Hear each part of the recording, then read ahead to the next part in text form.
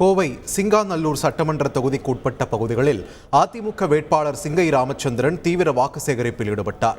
பீளமேடு பகுதியில் பொதுமக்களிடம் பேசிய சிங்கை ராமச்சந்திரன் கடந்த 3 ஆண்டுகளாக மாநிலத்தில் திமுகவும் கடந்த 10 ஆண்டுகளாக மத்தியில் பாஜகவும் எந்த திட்டத்தையும் கொண்டு வரவில்லை என்று தெரிவித்தார்.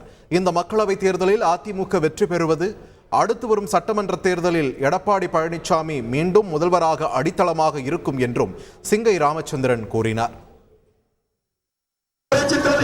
திருப்பேரை தாங்கியிருக்கிற மாவட்ட செயலாளர் சமத்துவ செம்மல் அதில் சேலம் எம்எல்ஏ இணைந்து இரட்டை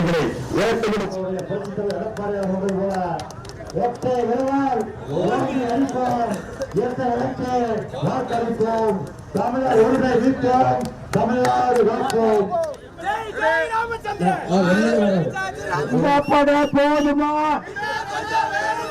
இந்த கொடை போதுமா?